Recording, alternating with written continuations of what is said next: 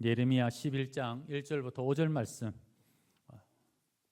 우리 한 절씩 교독하도록 하겠습니다. 여호와께로부터 예레미야에게 임한 말씀이라 이르시되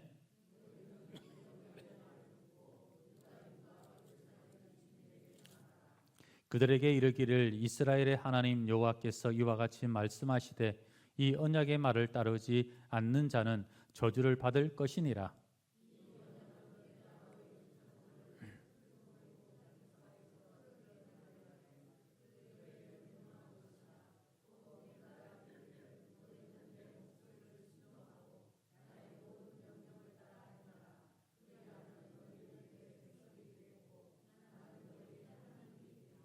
같이 봅니다.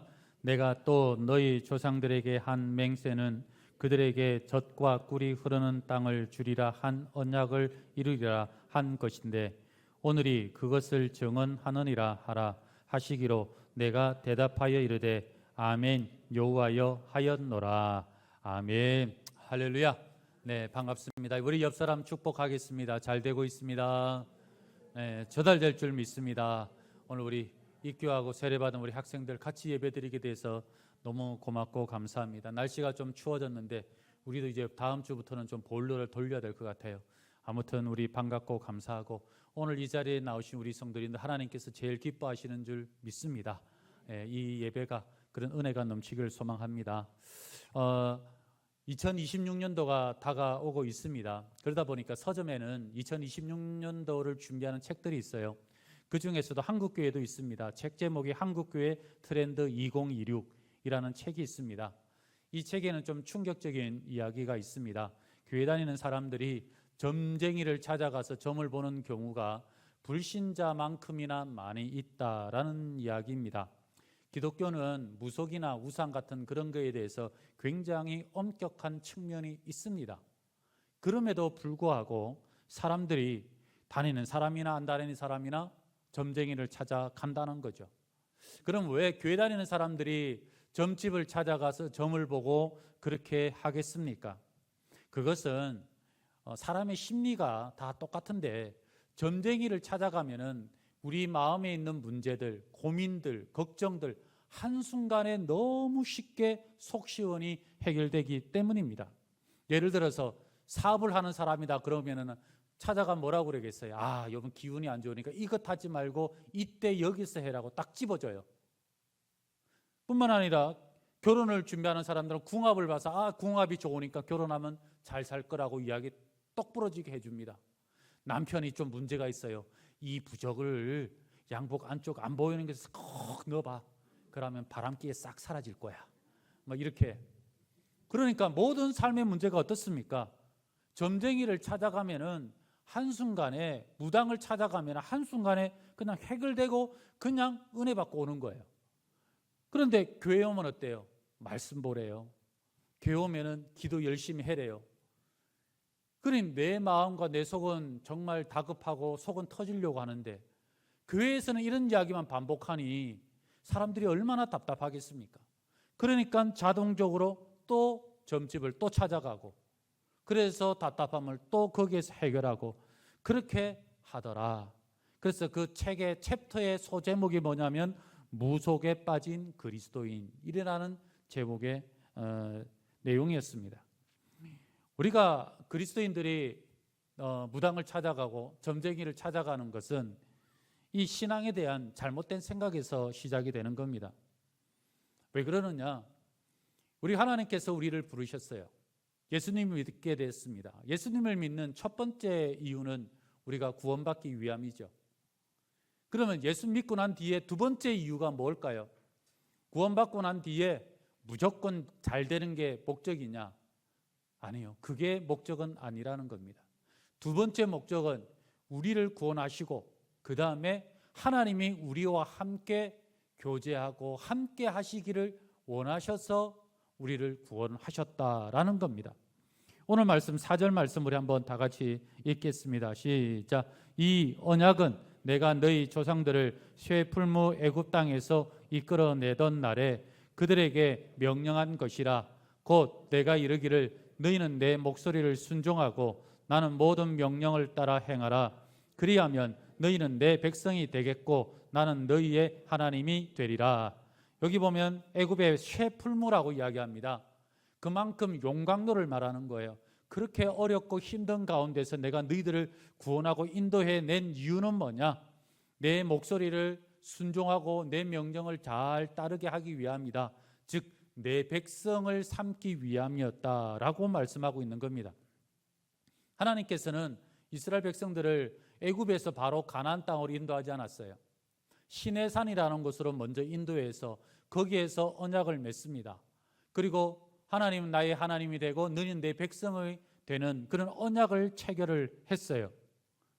세상에 많은 종교가 있습니다. 많은 종교 중에서 어떤 신의 자녀를 만드는 그런 종교가 있습니까? 예를 들어서 절에 다닌다고 해서 부처님의 자녀가 된다, 그런 게 있습니까? 이슬람을 믿는다고 해서 알라 신의 자녀가 됩니까? 그런 거 없어요.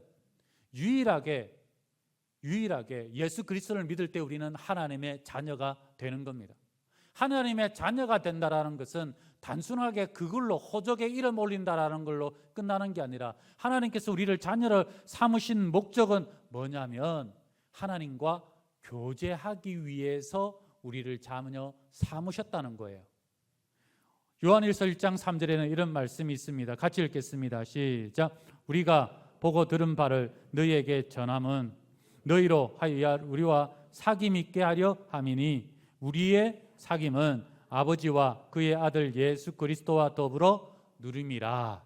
하나님께서 우리를 부르신 것은 사귀기 위함이었다라는 거예요. 그래서 우리가 예수님 믿고 그분과 함께 더불어 사귀고 누리고 함께하는 것, 이것이 목적이라는 거예요. 오늘은 축복의 원리 5번째 이야기입니다. 축복의 원리, 지난주까지 많은 원리를 이야기했는데 그 중에서 오늘 축복의 원리는 뭐냐? 이 교제라는 거예요. 하나님과의 교제. 하나님과의 교제가 축복을 받는 하나의 통로와 같다라는 겁니다. 그래서 이 통로가 왜 중요하겠어요? 아무리 하나님의 축복이 쏟아진다 할지라도 통로가 막혀버리면은 어떻게 되겠습니까? 그 축복이 나에게 전달되지 못하게 된다라는 것이죠. 여러분들 건강검진하게 되면은 여러 가지 많은 수치가 있겠지만은 그 중에서 콜레스테롤 수치가 나와요. 그러면 그 중에서도 콜레스테롤 수치 보면은 총 콜레스테롤이 있고 HDL 콜레스테롤, 중성지방, LDL 콜레스테롤 이렇게 있으니까 사람들 이렇게 별로 신경 안 씁니다. 다 그렇게 사는데 근데 이 중에서 중요한 걸 보니까 LDL 콜레스테롤이 중요하대요. 130이 넘어가면은 문제가 된답니다. 그래서 살도 빼고 이런 게 하긴 하지만은 그러나 이 문제가 하루아침에 갑자기 생기는 거지만 서서히 문제가 내 몸에 나타나지는 않는다라는 거예요. 이 LDL이 높으면 어떻게 되느냐 하면은 우리 혈관에 혈전이 쌓인대요. 그게 더 쌓이면은 혈관이 막히겠죠. 뇌에서 혈관이 막히거나 터지면은 어떤 일이 있겠습니까? 그거를 우리가 뇌졸중, 뇌출혈 이렇게 이야기하지 않습니까? 생명이 위험한 거예요. 그런데 그 전까지는 이게 위험한 건지 안 한 건지 전혀 몰라요. 모릅니다. 그러니까 나는 괜찮은 줄 알고 그렇게 살다가 어느 순간 낭패를 당하게 되는 거죠. 하나님과의 교제도 이와 마찬가지입니다. 아무리 주일날 주님께 나와서 우리가 은혜를 받아요. 은혜를 받는다 할지라도 평소에 내가 하나님과의 교제, 관계가 막혀버리면은 주님께 받은 이 은혜가 주중에 내 삶 속 구석구석에 흘러가야 되는데 내 삶의 그림자진 그곳에 채워져야 되는데 채워지지를 못하는 거예요. 왜? 막히니까. 그래서 하나님과 우리와의 이 은혜의 통로, 교제라는 것이 그만큼 중요하다는 겁니다. 오늘 말씀에도 하나님이 내 백성 만들겠다 약속하고 있는 거예요. 그 다음에 이 약속 뒤에 주어지는 축복이 뭐냐? 5절 말씀 한번 다 같이 읽겠습니다. 시작. 내가 또 너희 조상들에게 한 맹세는 그들에게 젖과 꿀이 흐르는 땅을 주리라 한 언약을 이루라 한 것인데, 그리고 내가 대답하여 이르되 아멘 여호와여 하였노라. 하나님께서 우리에게 맹세하신 거예요. 뭘 맹세했느냐? 내 백성이 되고 내 말씀 순종하면 그 다음에 뭐예요? 5절에 축복이 주어지는 거예요. 4절이 있고 5절이 있는 거예요. 그 5절의 축복이 뭡니까? 젖과 꿀이 흐르는 땅으로 내가 인도하겠다. 젖이라는 게 뭡니까? 말 그대로 우유죠. 그러니까 우리의 삶에 하나님께서 필요를 채워주시겠다. 그걸 말씀하는 것이고, 그 다음에 꿀이라는 게 뭐예요? 꿀같이 단 말씀이에요.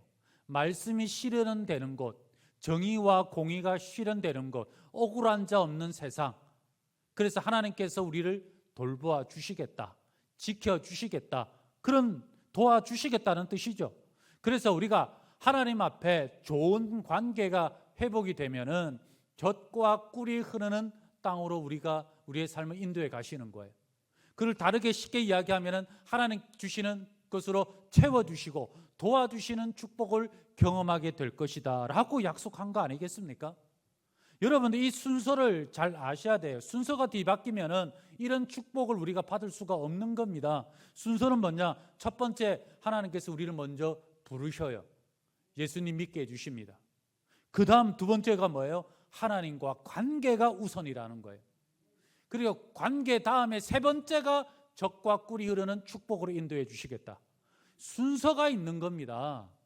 이 순서를 건너뛰지 말라라는 거예요. 순서를 건너뛰면 안 된다는 거예요.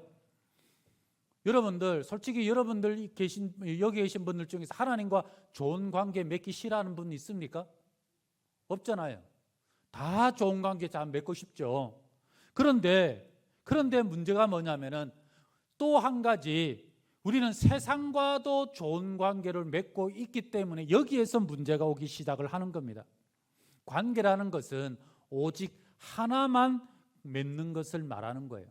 예를 들어서 결혼하기 전에 한 남자가 사귀는 여자가 있어요. 결혼하기로 약속한 여자가 있는데 또 다른 여자를 사랑해요. 이런 거를 우리가 전문용어로 뭐라고 이야기합니까? 양다리라고 이야기하죠. 그러면 이 사실을 안 여자에 가가지고 나 당신을 사랑해 하면 어떻게 하겠어요? 뺨 맞는 거 아니겠습니까? 만약 결혼한 사람이 남자가, 아내가 있는 남자가 또 다른 여자를 사랑해요. 이거를 또 전문용어로 뭐라고 그래요? 불륜이. 어떻게 아세요 그런 거를?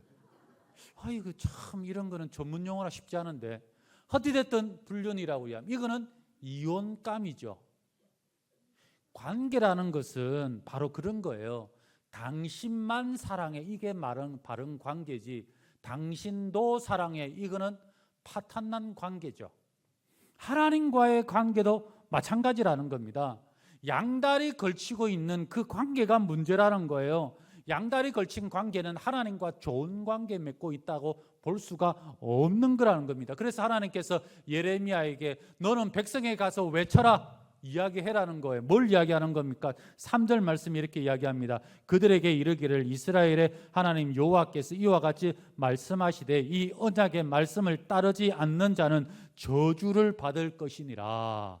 저주를 받는, 이 저주가 뭐예요? 바벨론에 멸망당하고 포로로 끌려가는 저주를 말하는 거예요. 하나님이 이스라엘 백성들에게 저주를 내리신다. 왜 저주를 내리겠습니까? 아니 이스라엘 백성들이 하나님 안 섬겼나요? 잘 섬겼어요. 섬겼습니다. 안식일 날 안식일 지키고 제사 드리고 절기를 지키고 다 했어요. 그런데 하나님께서 문제 삼는 것은 그것을 문제 삼는 게 아니라 안식일 날은 그렇게 했는데 평일날은 어떻게 살았느냐?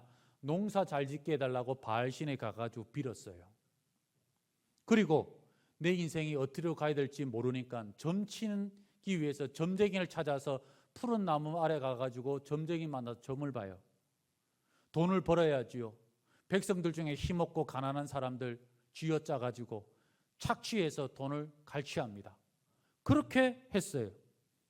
하나님이 제일 싫어하는 것들을, 주일 안식일은 하나님 섬기고 평일날은, 나머지 6일날은 이렇게 살았다라는 겁니다. 과연 이것이 좋은 관계입니까? 아니면 파탄난 관계이겠습니까? 이거는 하나님을 온전히 섬긴 관계가 아니에요. 우리가 이것을 잘 알아야 됩니다.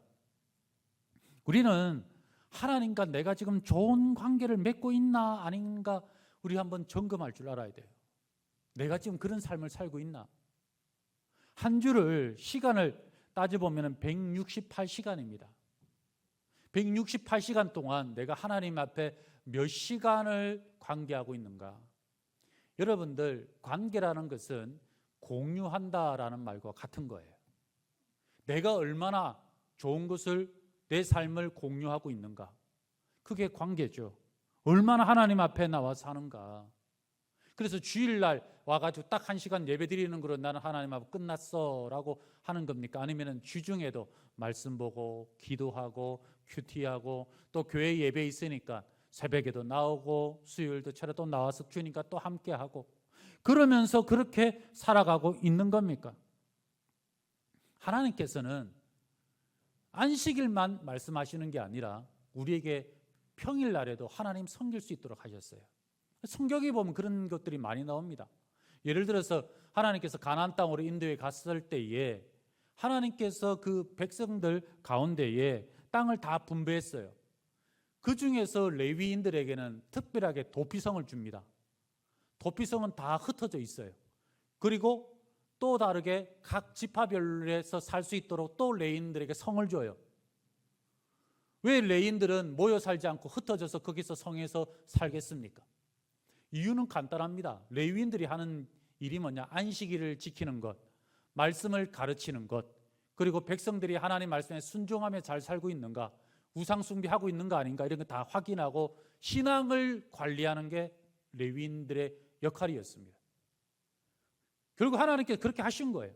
신약에 와서는 이 레위인들의 역할이 누구에게 가느냐? 성령님께서 우리 안에 오셔서 우리에게 가르치시고 계신 거죠.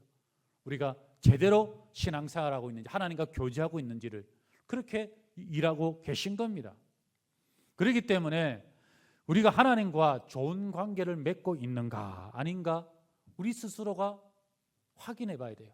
그럼 어떻게 하면 확인할 수 있는가? 여러분들, 관계라는 것은, 인격적인 관계라는 것은 다르게 표현하면 친밀감이다라고 생각하시면 돼요. 사랑하는 남자, 여자가 있으면 어때요? 친밀감이 형성되겠죠. 그러면은 안전한 선한 누구 생각밖에 안 하겠어요? 사랑하는 사람. 그래서 예를 들어 오늘 밤에 우리 끝나고 영화 보러 갑시다. 저녁 맛있는 거 먹읍시다. 그러면 하에 일하면서 누구밖에 생각 안 나요? 한 번도 안 해보셨어요, 이런 거? 사랑하는 사람밖에 생각 더 나겠습니까?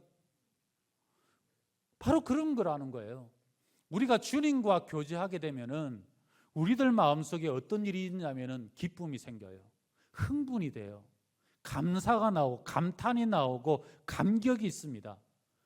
그런 사람들에게 어떤 현상이 나요? 여러분 한번 점검해 보십시오. 말씀을 들을 땐 말씀이 내 안에서 흥분이 되는가? 찬양을 부를 때 내 안에서 기쁨이 있고 감사가 있는가? 막 눈물이 나고 있는가? 그런 것들을 한번 해보십시오. 예를 들어서 오늘 여러분들 끝나고 나가실 때, 예배 나가실 때 한번 자기 자신을 돌아보실 때에 내가 이 예배를 통해서 내가 지금 힘을 얻고 있는가? 기쁨이 있는가? 감사가 있는가? 한번 자기 자신을 한번 살펴보시라는 거예요. 그럴 때 내가 지금 오늘 이 1시간 동안 주님과 교제했구나라는 것을 깨닫게 되는 거예요. 주님과 교제한다라는 것은 예수님으로 내 안에 채운다라는 겁니다. 일제강점기 때 평양에서 사역하시던 최봉서 목사님이라고 계세요. 이분이 유명한, 이름은 몰라도 유명한 게 뭐냐면은 전도할 때 예수천당 불신지옥 이걸로 전도를 하셨던 분이세요. 당시 교회는 항일 운동의 중심지고 많이 활동하지 않았습니까? 특별히 교회 목사님들은 어떤 이유로 했냐면은 이 신사 참배 여기에 반대를 많이 했어요. 그러니까 순사가 예배 뒤에 딱 서가지고 칼 차고 딱 서 있었다고 그래요.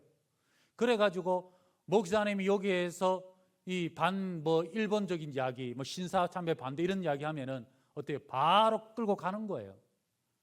그래서 이 목사님도 신사참배 반대하다가 감옥에 끌려갔습니다.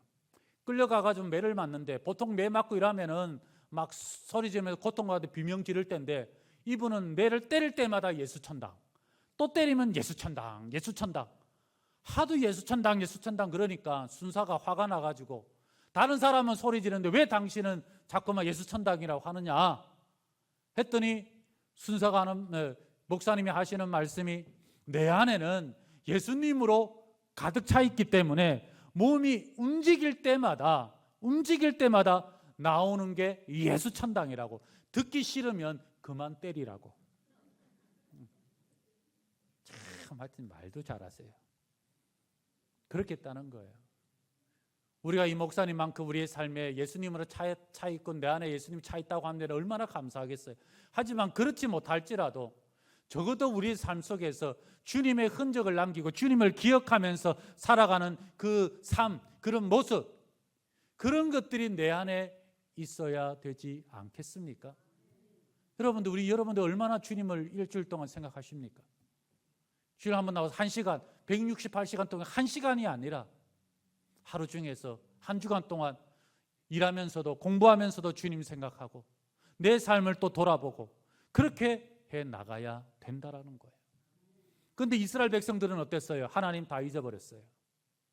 그러니까 하나님께서 안 되겠구나. 너희들에게 다시 이 관계를 회복할 수 있는 딱 한 가지 방법밖에 없구나.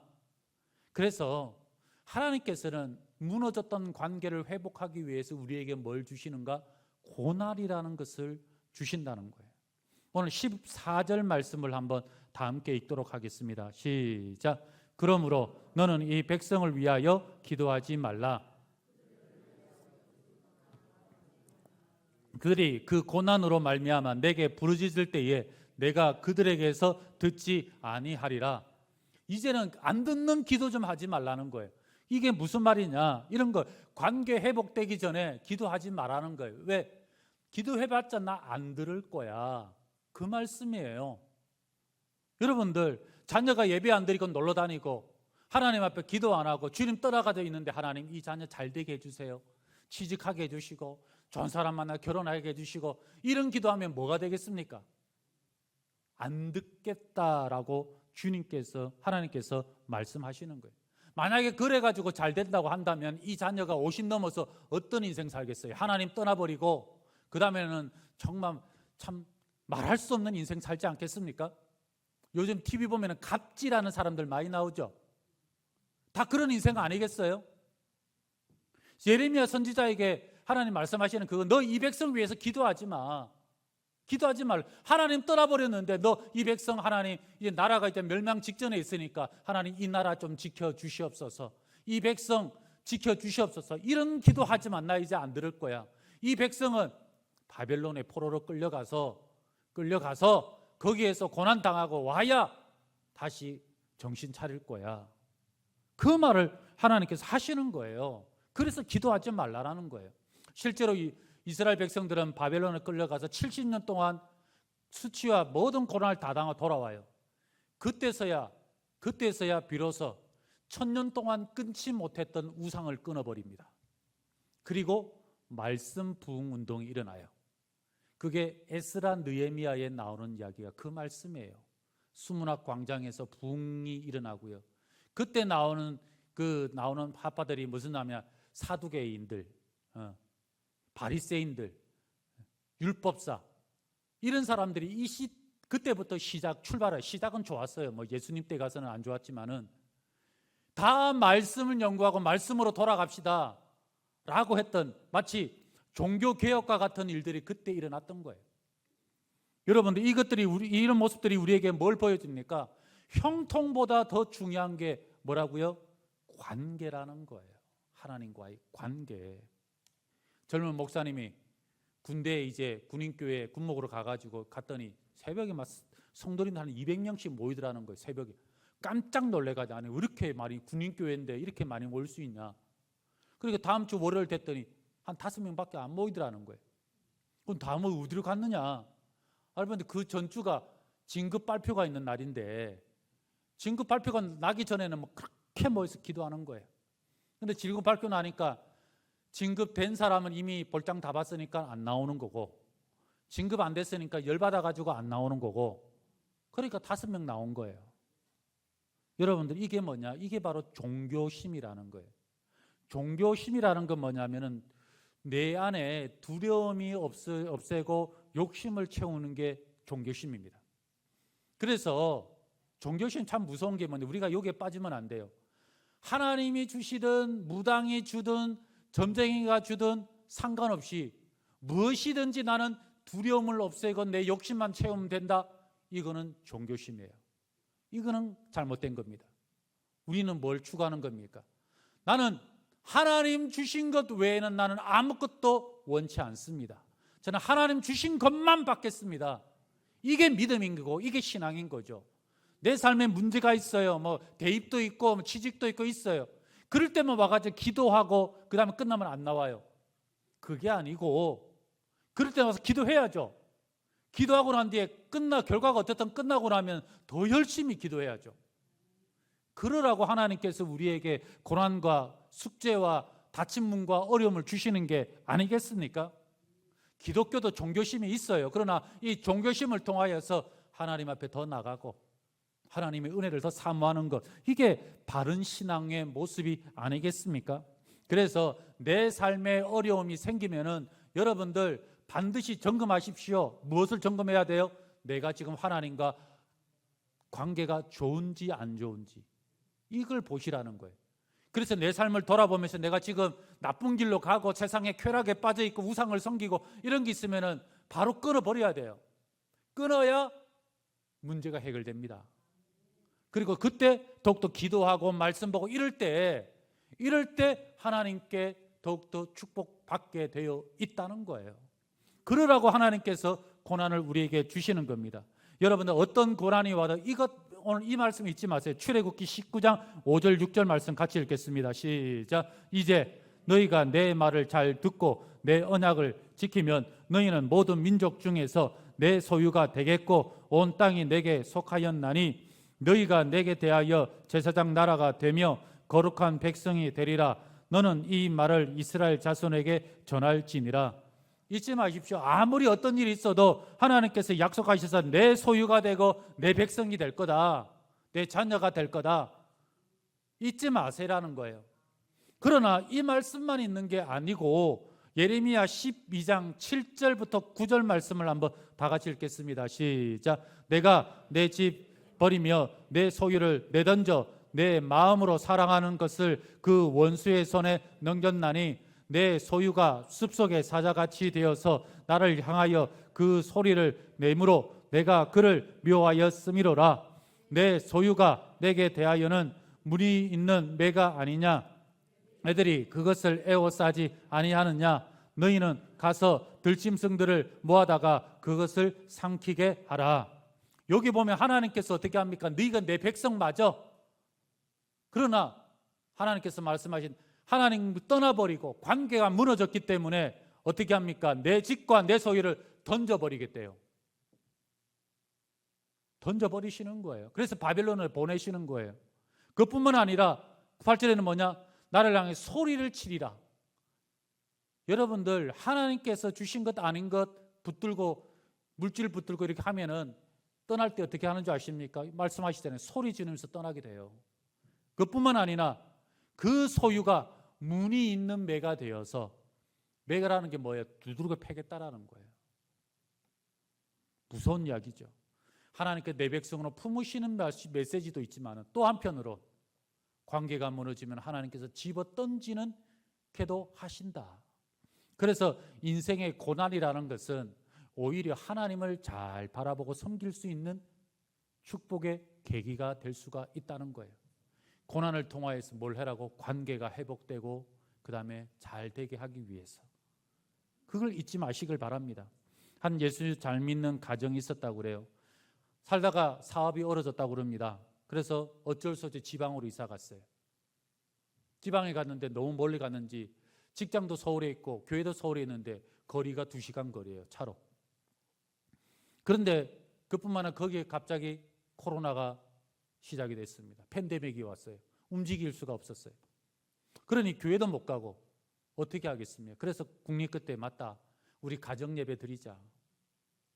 온라인 예배가 아니라 가정 예배를 드리자. 그때부터 자녀들하고 앉아 어린 자녀 모여가지고 예배 드리기 시작했대요. 예배 드리면서 말씀 나누고 삶도 나누고 서로를 위해서 손 붙잡고 기도해주고 축복해주고 같이 찬송 부르고, 그러면서 가슴이 뜨거워지고 은혜가 넘치더라는 거예요. 그래서 하나님께서 이렇게 우리 가운데 이 은혜를 주시는구나. 오히려 이 코로나로 인해 더 하나님과 친밀하게 되었다라는 거죠. 그러다가 어느 날 딸이 친구하고 이렇게 전화하는데 갑자기 이제 그만 끊자더라는 거예요. 그래서 친구가 왜? 하니까 우리 가정 예배 드릴 시간이야 하고 전화 뚝 끊은 거죠. 그래서 그 큰딸의 모습을 바라보면서 이 아이가 전화 끊고 탁 오면서 어깨에 힘이 탁 들어가, 자부심이 탁, 우리는 가정 예배 드리는 집이야 하면서 어깨에 힘이 들어 확 걸어오더라는 거예요. 그래서 물어봤대요. 얘야, 그래 이러면서 이렇게 왜 그랬니? 그래서 제가 이런 이야기 했어요. 그러면서 하는 말이, 그 집은 넉넉하게 잘 살아요. 그런데 날마다 엄마 아빠 싸우고요, 날마다 이렇게 이런다고 막 그렇게 이야기를 했대요. 그러면서 자기는 막 이렇게 굉장히 자부심 가지면서 이렇게 이야기를 나눴다라는 거예요. 여러분들, 잘 살고 외형적으로 이렇게 중요한 게 행복이 아니고요. 진짜 그리스도인들의 행복이 뭡니까? 하나님과 얼마나 우리가 친밀하게 관계를 맺고 있느냐. 이게 진짜 행복 아닐까요? 그런 가정이라고 한다면 그 가정 안에 자란 자녀들 어떨까요? 그것처럼 기쁜 게 어디 있겠습니까? 우리가 살아가면서 기도해야 된다 다 알아요. 예배드려야 된다 다 알아요. 그런데 뭘 하나 제일 간과하고 놓치는 게 뭐냐면은 하나님과 교제하고 관계 맺고 평소에 내가 하는 거, 이게 중요하다, 정말 중요한 거를 사람들이 놓쳐버리고 살 때가 너무 많은 거예요. 그러다 보니까 오히려 하나님의 축복의 통로가 막혀서 우리가 축복된 삶을 누리고 있지 못할 때가 얼마나 많습니까? 저는 우리 성도님들이 오늘 말씀 기억하고 하나님 앞에 관계 회복을 위해서 기도하고, 그리고 주일만 주님 앞에 나오는 것이 아니라 평일도 주님 앞에 늘 항상 나가서 내 안에 예수 그리스도로 가득 채우는 축복이 있기를 그리스도의 이름으로 축원합니다. 축원합니다.